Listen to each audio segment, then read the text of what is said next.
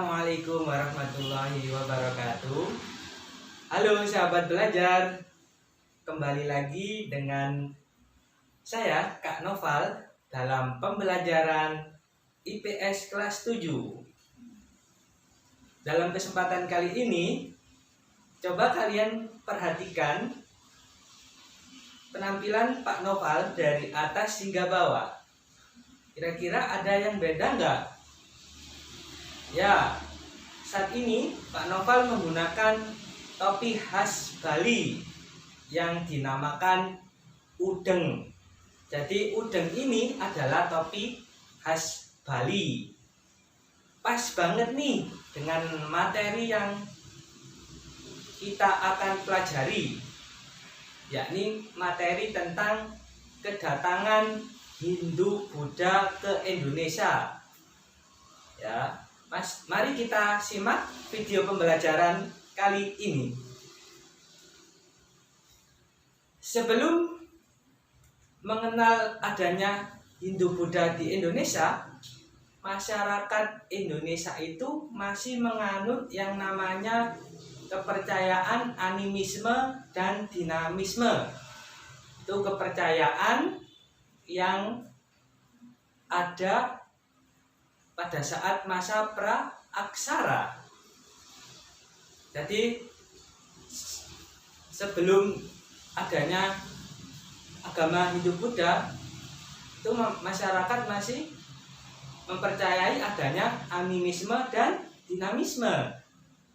Kemudian menurut catatan sejarah, Hindu masuk ke Indonesia itu diperkirakan abad ke-4, ya. Itu ditandai dengan kerajaan Kutai dan kerajaan Tarumanegara. Oke. Bersamaan dengan perkembangan Hindu, agama Buddha juga masuk ke Indonesia pada abad ke-berapa? Pada abad ke-7. Nah, bagaimana proses masuknya agama Hindu dan Buddha ke Indonesia?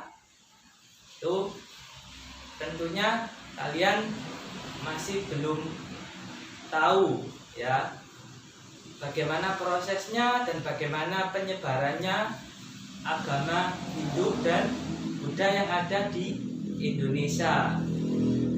Jadi agama Hindu dan Buddha masuk ke Indonesia itu melalui jalur pelayaran, ya, karena Nusantara itu letaknya sangat strategis karena dilalui jalur pelayaran yang menghubungkan antara negara bagian barat dan negara bagian timur. Oleh karena itu, banyak kapal-kapal yang datang dari luar Indonesia datang ke Indonesia itu untuk melakukan aktivitas perdagangan. Tidak hanya melakukan aktivitas perdagangan, mereka juga datang ke Indonesia itu memiliki misi tertentu, yakni misinya adalah menyebarkan agama Hindu dan Buddha. Jadi agama Hindu, seperti kalau di Indonesia itu mayoritas agama Hindunya itu ada di Pulau Bali, ya. Di Pulau Bali banyak menganut kepercayaan agama Hindu. Lah, kira-kira nih dari mana sih awal peradaban agama Hindu itu dimulai? Ya, agama Hindu itu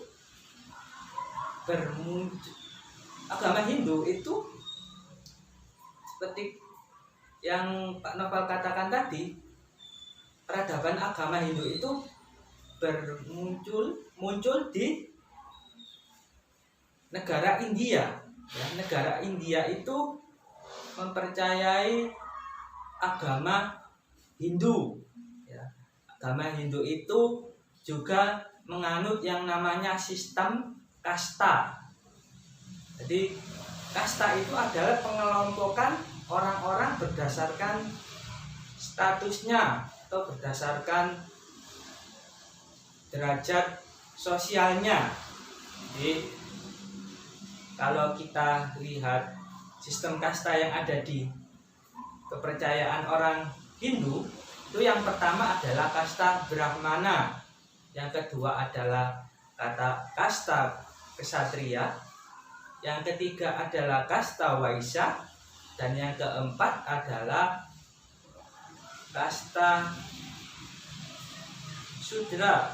Jadi nanti kalian akan belajar mengenai teori kedatangan Hindu Buddha ke Indonesia. Nah, bagaimana penjelasannya? Mari kita simak video penjelasan tentang teori masuknya Hindu Buddha ke Indonesia saat ini. Ya, sahabat belajar, dalam teori kedatangan Hindu Buddha itu terdapat 4 teori. Teori apa aja ya itu ya? Yang pertama adalah teori Brahmana. Yang kedua adalah teori Ksatria. Yang ketiga adalah teori Waisya. Dan yang keempat adalah teori arus balik. Oke sahabat sejarah, kita akan kupas satu persatu tentang teori-teori tersebut. Yang pertama adalah teori Brahmana. Ya, teori Brahmana ini dikemukakan oleh J.C. Van Leur. Dia adalah peneliti sejarah. Jadi dalam teori ini mengatakan bahwa kedatangan Hindu Buddha ke Indonesia itu disebarkan oleh para Brahmana. Brahmana itu apa sih? Brahmana itu adalah orang-orang yang memiliki kemampuan dan memiliki tingkat pemahaman tinggi terhadap agama Hindu, ya.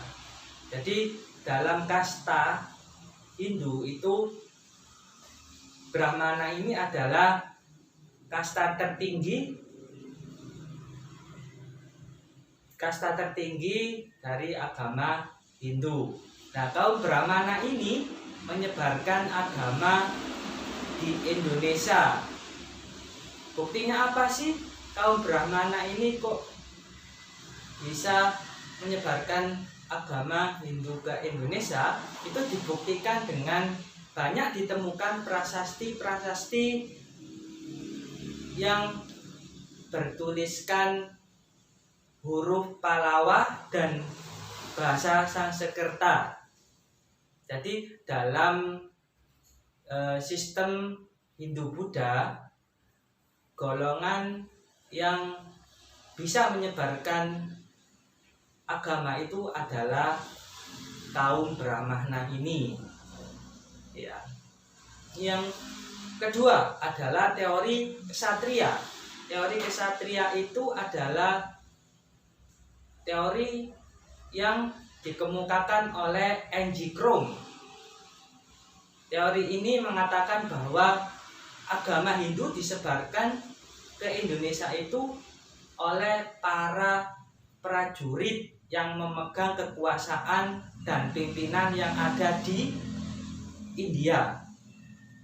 Jadi kesatria ini datang ke Nusantara untuk menyebarkan agama Hindu. Yang ketiga, ini adalah teori Waisya. Waisya ini dikemukakan oleh J.C. Burke. Teori ini menyebutkan bahwa agama Hindu disebarkan oleh kaum pedagang. Jadi para pedagang yang datang ke Nusantara ini tidak hanya melakukan jual beli, tapi juga menyebarkan agama Hindu. Yang keempat adalah teori arus balik. Jadi arus balik ini dikemukakan oleh VSFDK Bos. Dalam teori ini menyebutkan agama Hindu itu berdasarkan arus balik. Jadi masyarakat yang ada di Indonesia pada waktu itu ingin mempelajari agama Hindu, kemudian mereka pergi ke India dan kembali lagi ke Indonesia dengan misi menyebarkan agama Hindu yang mereka pelajari di India. Oke, itu tadi penjelasan mengenai teori-teori kedatangan Hindu Buddha yang ada di Indonesia.